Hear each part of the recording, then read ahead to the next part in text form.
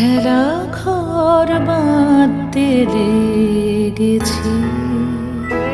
সেই তুমি তুমি বলতে গেলে সর্বপ্রথম যেটা না বললেই নয় সেটা হলো তুমি ছিলে অন্যদের থেকে একটু আলাদা।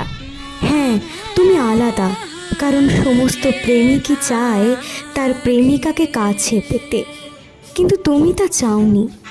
তোমার কাছে থাকার কারণে কেউ যদি কিছু খারাপ বলে আমাকে, তার জন্য তুমি আমার কাছেই আসনি।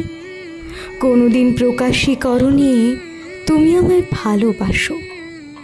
হয়তো তুমিও পারতে সবার মতো আমায় নিয়ে ঘুরে বেড়াতে, কিন্তু তোমার কাছে মেয়ে মানে কোনো বাবার রাজকন্যা কিংবা কোনো ভাইয়ের পরী। তাই তো ভয়ে কিংবা লজ্জায় প্রকাশটা করে উঠতেই পারোনি। কিন্তু তোমার চোখ খুঁজে চলতো আমাকে প্রতিটা ক্ষণ। আমার কিছু হলে তোমার চোখে নানান প্রশ্ন উঠত। আমার কিছু হলো নাকি? আমি কি ভালো আছি?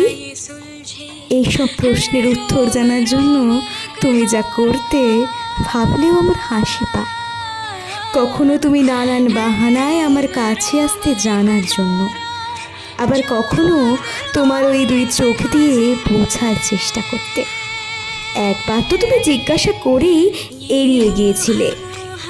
পরে লক্ষ্য করে তুমি অন্যদের থেকে জেনে নিয়েছিলে কি হয়েছে আমার।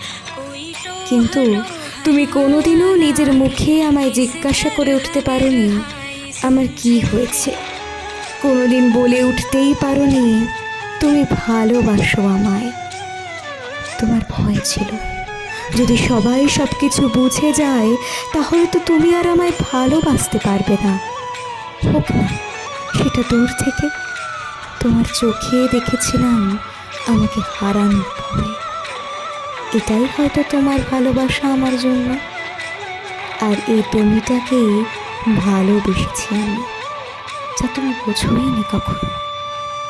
সেই তুমি আজ ভালো আছো অন্যের সাথে, কিন্তু আজও তোমার চোখ আমায় খোঁজে, তোমার মন আজও আমায় ভালোবাসে।